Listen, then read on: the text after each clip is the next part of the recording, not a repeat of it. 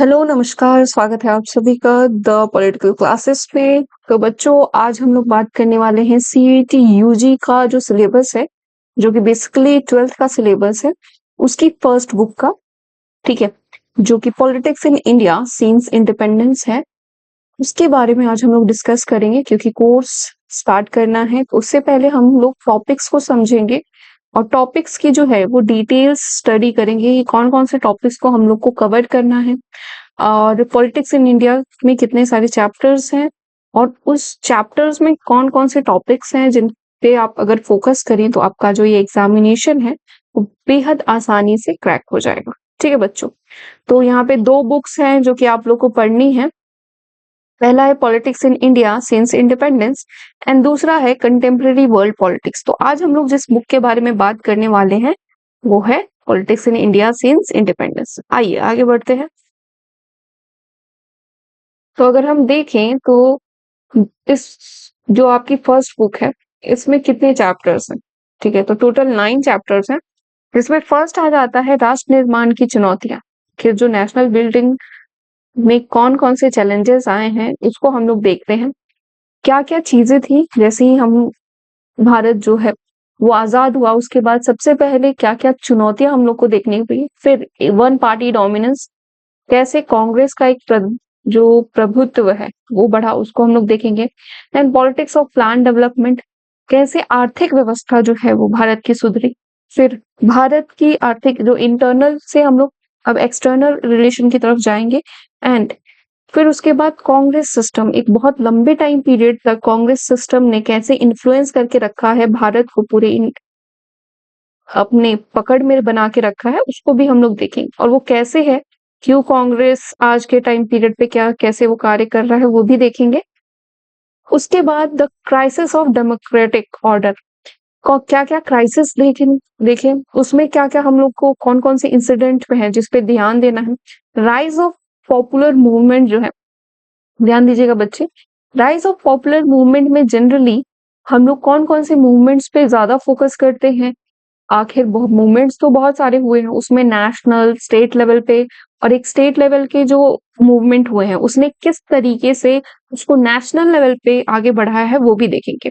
Then regional aspiration, क्षेत्रीय आकांक्षाएं, हर क्षेत्र की, भारत इंडिया एक बहुत वास्ट डाइवर्सिफाइड स्टेट है, पूरी तरीके से कंट्री है, उसमें बहुत सारे स्टेट्स हैं और उन सभी स्टेट्स में अगर आप देखोगे तो किस तरीके से क्या हर एक स्टेट की अपनी अलग मांग है। राजस्थान की अलग मांग है, साउथ की अलग मांग है और आपके नॉर्थ ईस्ट की अलग मांग है। उन सभी मांगों के बीच में कैसे भारत खड़ा रहा है उसको देखेंगे और क्या क्या चैलेंजेस हैं जो कि फेस किए हम। Then recent development in Indian politics, Indian politics में क्या गठबंधन की जो राजनीति रही है, कोएलिशन गवर्नमेंट कैसे रहा है। तो आपको बेसिकली कहाँ तक पढ़ना है, आपको 2014 तक आपको सभी चीजें यहाँ पे फोकस करके चलनी है। ठीक है बच्चों, आइए। So chapters and topics covered in CUET 2025 में कौन कौन सी जो चीजें हैं वो हम देखेंगे। तो पहला हमारे पास जो आता है challenges of national building, chapter first, जिसमें कि हम लोग को पहले सबसे पहले क्या देखना है, Nehru's approach into national building. ठीक है, 1947 में आपका जब हम लोग आजाद हुए तो नेहरू का क्या दृष्टिकोण था, किस तरीके से उन्होंने किया। Then there are challenges for the new nation, क्या नेशन चैलेंजेस थे, 3 मेन थे। वो कौन कौन से, एक तो पार्टिसिपेशन, विस्थापन एवं पुनर्वासन। जब हम आजाद हुए 1947 में तो हम अकेले आजाद नहीं हुए, हमारे साथ हमारा जो दो क्या कहते हैं, हमारे साथ पाकिस्तान भी एक नया राष्ट्र बना जिसमें कि 2 पाकिस्तान बने। पहला एक पूर्वी पाकिस्तान, एक पश्चिमी पाकिस्तान। पूर्वी पाकिस्तान को आज हम लोग बांग्लादेश के नाम से जानते हैं जो कि 1971 में बना, और पश्चिमी पाकिस्तान तो भाई हम जानते हैं पाकिस्तान है। देन प्रोसेस ऑफ पार्टीशन, कैसे प्रोसेस हुआ, क्या उसमें चीजें हुई, कैसे जो एक पार्टीशन है जो कि पीसफुल तरीके से होना चाहिए, कितना उसने एक काफी बड़े लेवल पे जो विध्वंस है उसने फैलाया, मेंटली इमोशनली हर दोनों, जो हिंदी मुस्लिम का जो कॉन्फ्लिक्ट था उसको भी बहुत चरम सीमा पे पहुंचाया। विभाजन के कॉन्सिक्वेंसेस तो भाई हम जानते ही हैं, क्या पहली सबसे बड़ी चुनौती जो हमारे समक्ष आई वो शरणार्थियों की आई। एंड द लास्ट जो एक बहुत इंपॉर्टेंट जो हमारे सामने मुद्दा आया वो आया कश्मीर का। ठीक है, कश्मीर पे कैसे इस विभाजन ने क्या चोट पहुंचाई, किस तरीके से महाराजा हरि सिंह के बारे में जो चीजें हैं उसको हम लोग समझेंगे इसमें। तो ये टॉपिक्स है जो कि हम लोग को कवर करने हैं। 3 टॉपिक है। देन उसके बाद आपका चौथा टॉपिक जो है इसमें इंटीग्रेशन ऑफ प्रिंसली स्टेट, जो हमारे देशी रियासत थे उनका एकीकरण करना। उनमें क्या समस्याएं आ रही थी, जैसे 4 स्टेट्स थे जिसमें कि बहुत बड़ी समस्याएं आ रही थी। पहला तो जे.एंड.के था, जम्मू एंड कश्मीर। दूसरा हम देखते हैं आपका जूनागढ़। चौथा जो हैदराबाद है, हैदराबाद के निजाम जो है वो काफी उस टाइम पे फेमस हुए थे। एंड नेक्स्ट अगर आप देखोगे तो मणिपुर। ये 4 ऐसे जो हैं ऐसे स्टेट्स थे, प्रिंसली स्टेट्स, जो कि काफी जिसको कि भारत में जोड़ने के लिए काफी प्रॉब्लमैटिक जो सिचुएशंस है वो इंडिया को फेस करने पड़े उस टाइम पीरियड पे। देन रीऑर्गेनाइजेशन ऑफ स्टेट, राज्यों का पुनर्गठन हुआ जिसमें भाषाओं के आधार पे राजनीतिक संघर्ष हुआ। जिसमें पोट्टी श्री रामुलु को अगर आप देखोगे तो उनकी डेथ हुई थी और उन्होंने आमरण अनशन किया था। उन्होंने कहा कि भाई आंध्र प्रदेश जो है वो तेलुगु है, तो वहां पे क्या होगा, हम लोग भाषा के आधार पे जो है वो चीजें होनी चाहिए। देन कंक्लूजन, सभी पूरे चैप्टर का प्रूफ हम लोग देखेंगे। इस तरीके से हमारा पहला चैप्टर समाप्त होगा। देन एक पार्टी के प्रभुत्व का युग अगर हम देखेंगे तो era of one party dominance में लोकतंत्र निर्माण की क्या चुनौतियां थी। भाई इन लोगों के समक्ष एक पार्टी है, कांग्रेस पार्टी है, और सबसे पहले तो उसी ने फेस की। फिर कांग्रेस का एक डोमिनेंस रहा है पहले 3 आम चुनावों में, जितने भी आपके लोकसभा इलेक्शंस जो हुए हैं उसमें पूरी तरीके से उनका एक तरीके से दबदबा जो है वो देखने को मिला।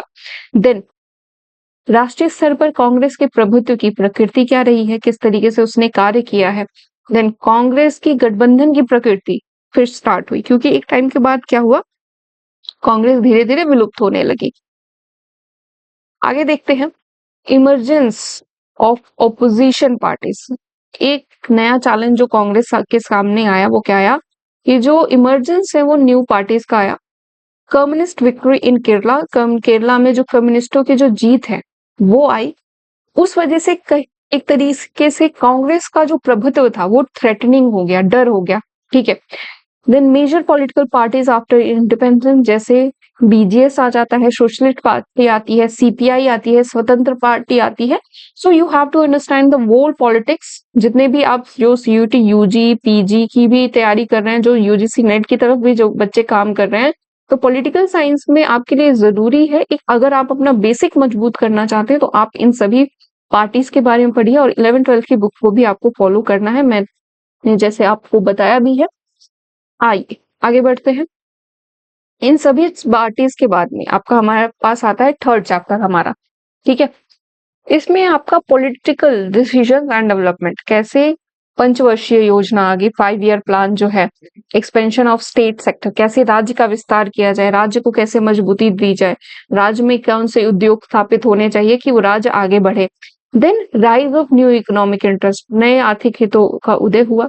देन अकाल, अकाल उस टाइम पे आप देखते हैं कि हमारे 1965 में के टाइम पीरियड पे एक तरफ तो हमारा युद्ध चल रहा था, ठीक है, पाकिस्तान के साथ। दूसरा 1962 में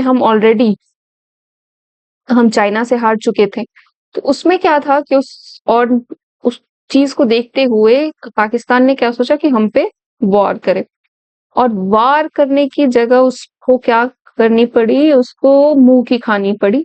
एंड देन लास्ट टाइम, और उसी टाइम पीरियड पे क्या था कि बिहार में बहुत बड़े लेवल पे अकाल पड़ गया था। ठीक है, एक ऐसा अकाल है जिसको कि बहुत देखा जाता है, समझा जाता है कि भाई ये कैसे हुआ, तो वो चीज हो गई। ठीक है। देन भारत में हरित क्रांति आई। हरित क्रांति के क्या परिणाम हुए, ग्रीन रेवोल्यूशन जिसको कहा जाता है, तो वो इसी टाइम पीरियड पे आता है, ताकि जो फसल है उसको बेहतर बनाया जा सके। ठीक है बच्चों, 1 मिनट रुकिए, हम इसको थोड़ा सही करते हैं। आइए, ये सही हुआ, चलो ठीक है। तो ये चीजें हमें देखनी है, आपके ये टॉपिक्स हैं। नेक्स्ट अगर इसमें देखेंगे अगर नेक्स्ट हम चैप्टर देखें, बहुत छोटा टॉपिक है, आपका थर्ड चैप्टर ज्यादा उतना बड़ा है नहीं, ठीक है। मेनली आपको ग्रीन रेवोल्यूशन से जो सवाल है, वो ग्रीन रेवोल्यूशन को पहली बार भारत में किसने लाया, वहां से सवाल उठेंगे, ठीक है। अब भारत के विदेश संबंध, इंडिया एक्सटर्नल संबंध में अगर हम देखेंगे क्या है, तो फर्स्ट हमारे पास सबसे इंपॉर्टेंट जो आता है वो आ जाती है गुट निरपेक्षता की राजनीति। यहाँ पे देखिए आप लोग, ठीक है, नॉन अलाइनमेंट मूवमेंट जो है वो आ जाती है, जिसमें नेहरू की फॉरेन पॉलिसी जो है उन्होंने एक तरीके से क्या वो सोचते थे, उन्होंने क्या अप्रोच लिया, डिस्टेंस फ्रॉम टू कैंप्स, जो दो खेमे थे यूएसए एंड यूएसएसआर, उन दोनों से हम लोग को दूरी बनाने कैसे बनानी है, ठीक है। और ये यही सेम चीज आप लोग जब पढ़ेंगे, आप जब दूसरी बुक पढ़ेंगे तो वही सेम चीज आपको पढ़नी भी है, ठीक है। देन एफ्रो एशियन यूनिटी, जिसके पास क्या हुआ, एफ्रन एशियन यूनिटी, अफ्रीका के जो देश है और एशिया के जो देश है जब एक साथ आते हैं तो उसको हम लोग एफ्रो एशियन कम्युनिटी या एफ्रो एशियन यूनिटी कहते हैं, ठीक है। अब इन दोनों के बीच में कैसे संबंध बने, इन लोगों ने कैसे गुटनिरपेक्ष आंदोलन की शुरुआत की, वो हम तभी समझ पाएंगे जब हम एफ्रो एशियन यूनिटी के बारे में समझेंगे, ठीक है। क्योंकि जब ब्रिटेन के प्रभुत्व में जितने भी आपके कॉलोनियल स्टेट्स थे, उन सभी को जब उसने आजाद किया तो उसमें अफ्रीका और एशिया के देश सबसे अधिक थे। और जब वो आजाद हुए तो वो कहीं ना कहीं से वो किसी भी दो खेमे में नहीं बंटना चाहते थे, ना यूएसए में ना आपके यूएसएसआर में जो कोल्ड वॉर चल रहा था उसका हिस्सा नहीं बनना चाहते थे। भाई एक लंबे टाइम पीरियड के बाद जब वो आजाद हुए तो भाई उनके लिए क्या जरूरी है कि वो अपना इंटरनल जो चीजें हैं उसको बेटर बनाएंगे, ना कि एक युद्ध में फिर से कोल्ड वॉर में ना वो फिर से ध्वस्त होंगे। Then peaceful and conflict with China, कैसे हम चाइना के साथ हमारा शांति और संघर्ष का एक टाइम पीरियड चला। पंचशील, इसमें हम लोग पंचशील जो है ट्रीटी उसको देखेंगे। फिर तिब्बत का मुद्दा आया, तिब्बत के मुद्दे की वजह से कैसे चाइना और इंडिया के बीच इश्यूज बढ़े। फिर इंडो चाइना वॉर जो कि 1962 का बहुत इंपॉर्टेंट है, उसको हम लोग देखेंगे। Then wars and peace with Pakistan, अब जैसे कि हमने पीछे क्या बात की, अकाल का दौर था और वही सेम टाइम पे हम लोग 1965 में पाकिस्तान के साथ युद्ध कर रहे थे। देन बांग्लादेश के साथ जब 1971 में हमारा युद्ध हुआ, वो भी हम लोग देखेंगे। तो ये हमारे एक्सटर्नल अफेयर्स में हमें देखने को रहेगा। Then Kargil war, India nuclear policy बहुत इंपॉर्टेंट है। इंडिया न्यूक्लियर पॉलिसी से तो आपके इतने सवाल आते हैं क्रोनोलॉजिकल ऑर्डर में, और उसको क्या कौन कौन सी पॉलिसी है, सीटीबीटी, एनपीटी इंडिया ने साइन की है कि नहीं की है, इंडिया ने फर्स्ट परमाणु मिसाइल टेस्टिंग कहाँ पे की, सेकंड कहाँ पे की, वो देखना है। और विश्व राजनीति में कैसे इंडिया का जो एक परिप्रेक्ष्य है वो बदलने को देखने को मिलता है 1991 के बाद, वो भी हम लोग देखेंगे, ठीक है बच्चों। देन अगर नेक्स्ट हम लोग देखें फिफ्थ चैप्टर की बात करें तो कांग्रेस प्रणाली की चुनौतियां और पुनर्स्थापन। एक लंबे टाइम पीरियड तक जब कांग्रेस का एक प्रभुत्व हमें देखने को मिला तो उसके बाद काफी उसको चुनौतियां भी देखने को मिली, जैसे कि अगर आप देखोगे नेहरू से शास्त्री तक, शास्त्री से इंदिरा गांधी तक एक टाइम पीरियड रहा। देन फोर्थ जनरल इलेक्शन में जो 1967 में हुआ उसमें काफी चैलेंजेस इनको देखने को पड़े, जैसे गैर कांग्रेसवादी लोग आए, इलेक्ट्रॉल चुनावी वर्डिक जो है वो काफी हुए, गठबंधन, दल बदल, डिफेक्शन जो लॉज है वो हुए। देन कांग्रेस जो है, कांग्रेस में एक बहुत बड़ा स्प्लिट देखने को मिला, Indira versus syndicate and presidential election 1962 के, ये ऑबलिशन ऑफ प्रीवी पर्स, ये सभी जो मुद्दे थे इन्होंने कहीं ना कहीं पे इंदिरा गांधी के जो टाइम पीरियड था उसको थ्रेटन किया। देन लास्ट 1971 के इलेक्शन, और कैसे उसमें 1971 के इलेक्शंस में आपका रिस्टोरेशन एक तरीके से किया। कांग्रेस जो टूट रही थी इंदिरा गांधी के दीन जी ने, उन्होंने उस चीज को फिर से उन्होंने क्या किया, स्थापित किया, क्योंकि इंदिरा गांधी एक नए विचार की महिला थी। अब हुआ क्या कि जो ओल्ड मेंबर्स थे आपके कांग्रेस पार्टी के, उनके लिए काफी ये चैलेंजिंग हो गया, क्योंकि भाई इंदिरा को तो गूंगी गुड़िया का नाम दिया गया था, कहा गया था कि वो गूंगी गुड़िया है, तो गूंगी गुड़िया अगर बोलने लगे तो दिक्कत तो हो जाएगी। तो ये कॉन्फ्लिक्ट जो कैसे कांग्रेस अलग हुई, दो हिस्सों में बट गई, देन फिर कैसे इंदिरा गांधी एक तरीके से, then the crisis of democratic order, लोकतांत्रिक व्यवस्था का संकट, इसको समझने में काफी दिक्कत आती है कई बार, क्योंकि this is politics, this is थ्रूली politics हम पढ़ रहे हैं, ठीक है। आप इसको यहाँ पढ़ रहे हैं, फिर उसके बाद आगे आपको कहीं उतने डिटेल में पढ़ाया नहीं जाता, फिर आपको समझना ही पड़ता है, ठीक है? इसीलिए आप यूपीएससी वगैरह में भी देखोगे तो इसी बुक्स को फॉलो किया जाता है, क्योंकि बहुत अच्छे से दिया गया है सभी चीजें, ठीक है? देन टॉपिक 1 अगर हम देखेंगे तो बैकग्राउंड टू इमरजेंसी, आपातकाल जो हुआ, आर्थिक संदर्भ, गुजरात और बिहार में जो आंदोलन हुए वो, रेलवे स्ट्राइक 1974 की, और न्यायपालिका कॉन्फ्लिक्ट विद जुडिशरी है वो। Second topic declaration of emergency, आपातकाल की जो घोषणा हुई वो, ठीक है? उसके कारण जो है वो पीछे आंदोलन वगैरह जो थे उस वजह से। क्राइसिस हुआ, जो रिस्पॉन्स हुआ, परिणाम, आपातकाल के सबक क्या थे, क्योंकि इंदिरा गांधी गवर्नमेंट को झेलने पड़े। कंट्रोवर्सीज रिगार्डिंग इमरजेंसी देखेंगे, थर्ड टॉपिक है हमारा। वाज द इमरजेंसी नेसेसरी, क्या आपातकाल आवश्यक था? आपातकाल के दौरान क्या हुआ? आपातकाल के जो सबक है वो हम लोग देखेंगे, ठीक है बच्चों? तो ये कुछ टॉपिक्स हैं जो कि आप लोग को समझने हैं, ठीक है? देन नेक्स्ट क्या है आपकी पॉलिटिक्स आफ्टर इमरजेंसी में अगर देखोगे तो Lok Sabha election 1977 and Janata government का जो एक तरीके से प्रभुत्व है वो बढ़ गया। नेक्स्ट चैप्टर जो है आपका बहुत इंपॉर्टेंट चैप्टर है, बहुत ही इंटरेस्टिंग चैप्टर है। मेरे मुंह से बार बार चॉपर निकल रहा है, इट इज वेरी बैड, ठीक है? चॉपर चॉपर टाइप में वो गलत है भाई।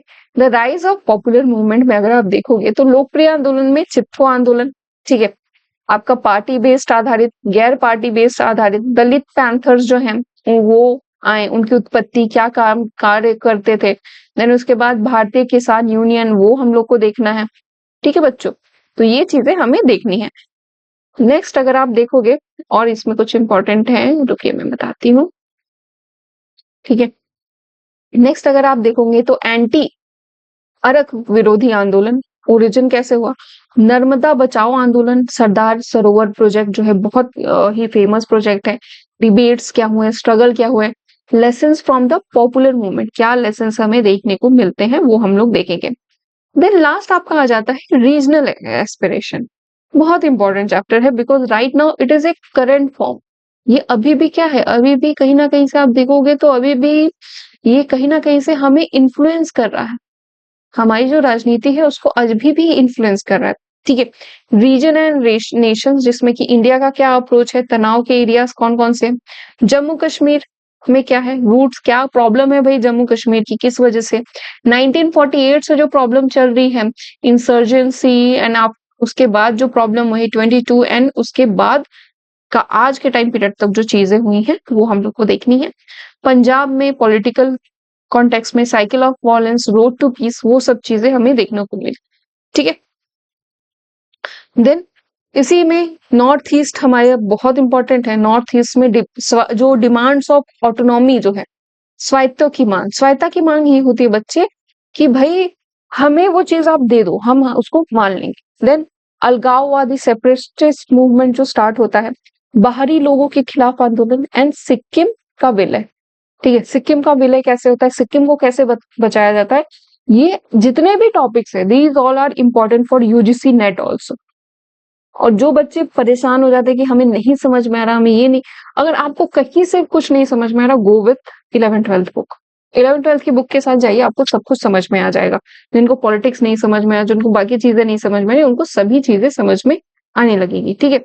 Accommodation and national interest, integration and Goa's liberation, ठीक है? गोवा की मुक्ति कैसे हुई, बहुत इंपॉर्टेंट है। गोवा की मुक्ति के बारे में पूछा जाता है क्योंकि बुक में एक छोटा सा आर्टिकल है जहां पे हम गोवा की मुक्ति के बारे में देखते हैं, तो उस पर कई बार ध्यान नहीं दिया जाता, तो वो गड़बड़। फिर से द्रविड़ आंदोलन जो हुआ आपका साउथ में, उस चीज को देखा जाए, ठीक है? अब हम आते हैं रीसेंट डेवलपमेंट में। रीसेंट डेवलपमेंट में जैसे मैंने आपको बात की कि 1919 से अगर आप देखोगे तो नई आपका 2014 तक जो चीजें चली उसको हम लोग देखना है।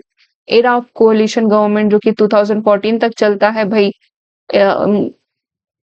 देन कांग्रेस का कैसे डिग्रेडेशन हुआ, डिक्लाइन हुआ, एक गठबंधन की राजनीति बनी, फिर मंडल इम्प्लीमेंटेशन, मंडल कमीशन, पॉलिटिकल फॉलआउट्स, कितने सारे, आपका राइज ऑफ ओबीसी गवर्नमेंट की जो बात हुई, कितना कॉन्फ्लिक्ट हुआ, कैसे 1990 का टाइम पीरियड भारत के लिए internally and externally both challenges था। दोनों तरीके से क्या था, काफ़ी चैलेंजिंग हमें देखने को मिलता है, ठीक है? देन टॉपिक 2 की अगर बात करें तो कम्युनिज्म आ गया, सेक्युलरिज्म आ गया, डेमोक्रेसी आ गया, इन सभी टॉपिक्स आए। अयोध्या डिस्प्यूट्स कैसे स्टार्ट हुआ था, डेमोलिशन आफ्टर, उसके बाद क्या चीज़ें हुई, एंटी मुस्लिम राइट्स इन गुजरात में काफ़ी उस टाइम मोदी गवर्नमेंट को, जो मोदी जी हैं उस टाइम पे वहाँ के सीएम थे, तो उनको काफ़ी कुछ सुनने को मिला था इस बारे में। नव सर्वसम्मति का उदय, जैसे लोकसभा चुनाव, बढ़ती आम सहमति, ग्रोइंग कॉन्शियसनेस कैसे बढ़ी, वो सभी टॉपिक्स हम लोग को देखने के मिलेंगे। ठीक है बच्चों, आज हम लोगों ने डिस्कस क्या किया है, आज हम लोगों ने डिस्कस किया है डिटेल्ड सिलेबस। ठीक है, डिटेल सिलेबस किया है। अब इसको फॉलो कौन कौन लोग कर सकते हैं, इसको फॉलो कर सकते हैं सीईटी के लोग, ठीक है, यूजी वाले, पीजी वाले, और देन एनटीए के थ्रू जो आपका यूजीसी नेट करवाया जाता है, वो लोग भी इसको फॉलो कर सकते हैं। ठीक है, क्लासेस हम लोग स्टार्ट करेंगे, क्लासेस हम लोग नेक्स्ट वीक से स्टार्ट कर देंगे। अभी थोड़ा सिलेबस को समझिए, जानिए आपको। ठीक है, बुक्स जो है आपको वो भी ग्रुप में शेयर कर दिया जाएगा, तो ग्रुप जरूर ज्वाइन कीजिए और चैनल को लाइक शेयर एंड सब्सक्राइब जरूर कर दीजिएगा। और कुछ भी नहीं समझ में आ रहा है, क्या करना है, कैसे करना है, तो आप लोग कमेंट बॉक्स में कमेंट कर सकते हैं। एक क्लैरिटी जो मैं आप लोग को देना चाहती हूँ वो ये है कि आपका ये पूरा जो 11th एंड जो 12th का हम पूरा जो आपका पॉलिटिकल साइंस का जो बैच चलाएंगे, वो क्या होगा, वो टोटली फ्री है, फ्री है। इसका मटेरियल भी हम लोग टोटली हिंदी एंड इंग्लिश में आप लोग को देंगे, नोट्स देंगे, एंड हम लोग इसके एमसीक्यूज भी जो है वो भी स्टार्ट कर देंगे। ठीक है बच्चों, तो क्लास को पढ़िए, समझिए, and all the best for your exams. ठीक है बच्चों, मैं यहाँ से सुषमा चौबे आप लोगों से टाटा बाय बाय करती हूँ। Thank you so much.